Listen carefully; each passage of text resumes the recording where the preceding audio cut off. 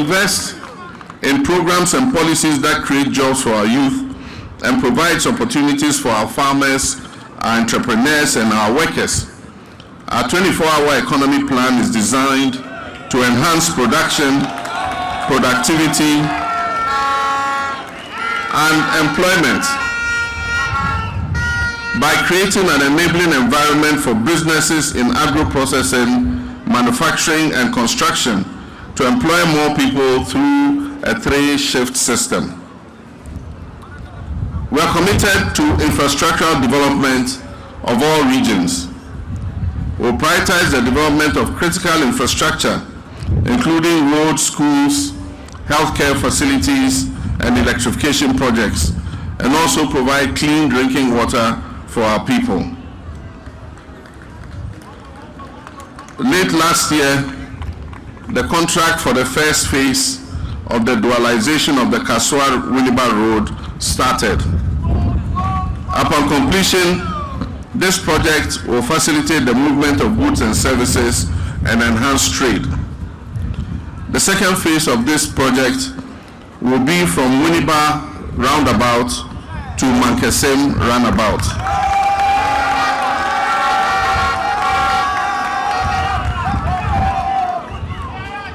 And the third phase will be from the Mankesem roundabout to Cape Coast. While phase 1 is ongoing, phase 2 and phase 3 will be packaged and funded under our Big Push program. We also have targeted important roads like the Yamuransa-Praso Road and then the Cape Coast to Trifo-Praso Road, amongst others. The Mankesem market is also one of the markets targeted for modernization under our Market Enhancement Program. I've asked the Minister of Trade and Agribusiness and Industry to provide me with a status update of the Commander Sugar Factory.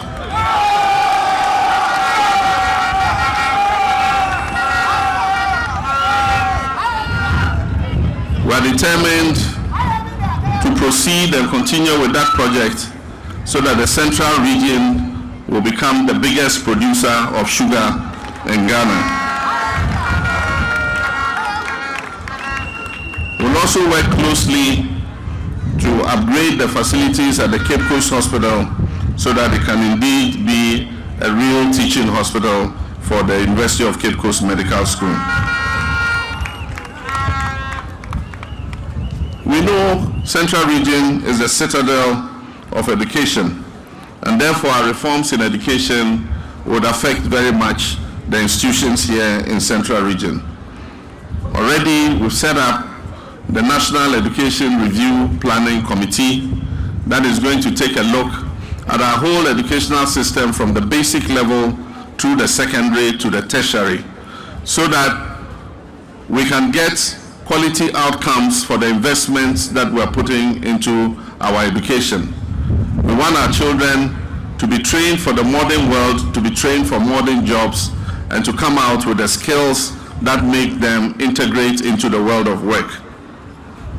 Education will remain a priority, and we'll work to provide the best possible learning environment for our children at all levels, and ensure that our youth have skills needed to compete in the global economy. We plan to improve the free SHS program to secure dedicated funding and decentralize food procurement. Additionally, we'll introduce a no academic fees policy, offering financial aid to continuing students and expand infrastructure for tertiary institutions. This administration will work for the benefit of all Ghanaians and not just a few. We're not just going to build roads and schools, we're going to build a better future for our children, the next generation and all posterity.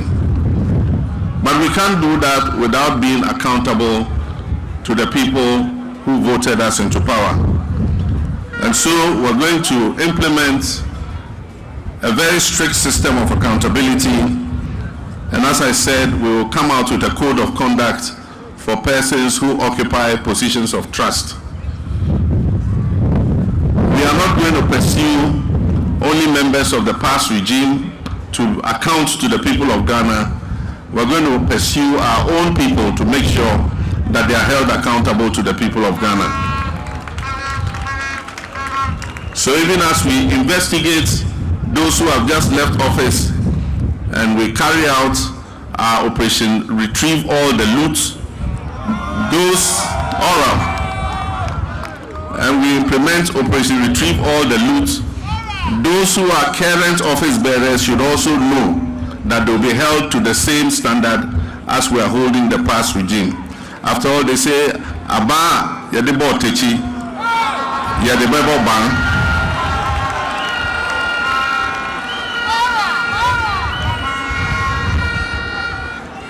Next week, the oral committee that I set up is going to present its report to me, and I'll refer it to the investigative organizations to start their investigations against people who have misappropriated the resources of this nation. In healthcare, we will continue to improve our hospitals and continue to improve all levels of our healthcare system. We are going to uncap the National Health Insurance Scheme levy so that the full amount of the levy goes to the National Health Insurance Authority so that they can pay facilities for the treatment that is given to people holding National Health Insurance card. We'll prioritize healthcare, and I'll launch a Ghana Medical Care Trust Fund, popularly called Mahama Cares, to assist individuals with chronic diseases like kidney, liver disease, high blood pressure, cardiac problems. And so this Ghana Medical Care Trust Fund would assist to alleviate the cost of treatment. This morning, we visited the Anumabo Fisheries College, as you were told by the Vice President. It was a dream of our late President John Evans Atta Mills. It was packaged and work was started, and it was at an advanced stage of completion for the first phase when we left office. It is unacceptable that for 8 years that project has been abandoned and has not been continued. As I said, the budget is going to be read in March, and we're going to make provision in the budget to continue the project so that by the end of this year, we can open that college for students.